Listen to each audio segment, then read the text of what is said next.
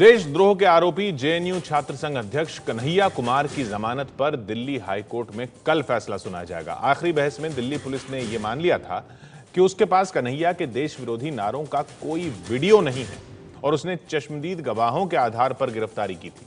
दूसरी तरफ संसद में एक प्रश्न के जवाब में केंद्र सरकार ने कहा है कि देशद्रोह कानून की समीक्षा चल रही है।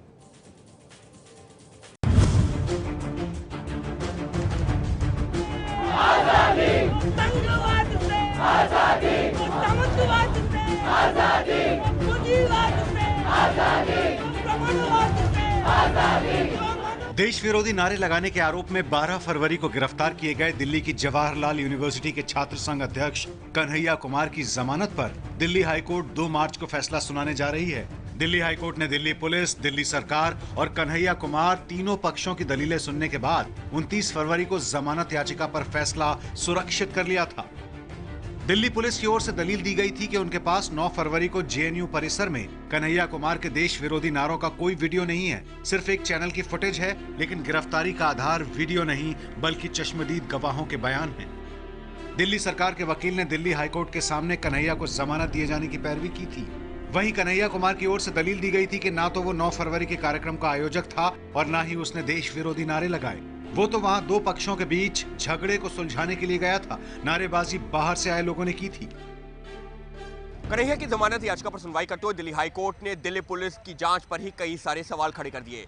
दिल्ली हाईकोर्ट ने दिल्ली पुलिस से पूछा कि जब 9 फरवरी को जेएनयू में कार्यक्रम हो रहा था, उस दौरान दिल्ली पुलिस के जवान अगर सादी वर्दी में वहां मौजूद थे तो फिर एफआईआर 11 फरवरी को एक निजी चैनल की फुटेज के आधार पर क्यों दर्ज की गई।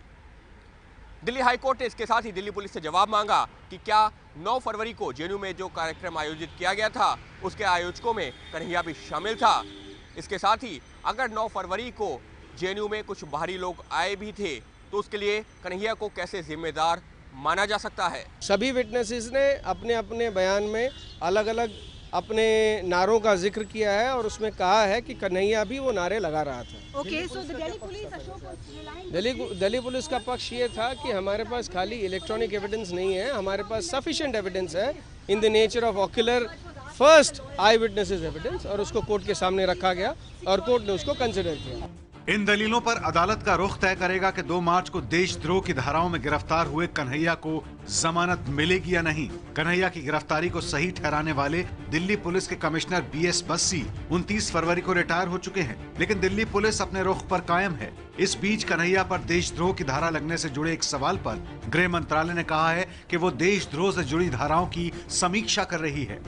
लोकसभा में सरकार से पूछा गया है कि सरकार पुलिस की ओर से देशद्रोह कानून के दुरुपयोग को लेकर क्या कर रही है और क्या वो इस कानून पर कोई साफ गाइडलाइन तैयार कर रही है। इस सवाल के जवाब में गृह मंत्रालय ने कहा है कि लॉ कमीशन ने 11 दिसंबर 2014 को धारा 124A पर रिपोर्ट दी है। लॉ कमीशन ने बताया है कि कुछ बिंदुओं पर उनका ध्यान गया है और उनकी समीक्षा के लिए ग्रुप बना दिया गया है।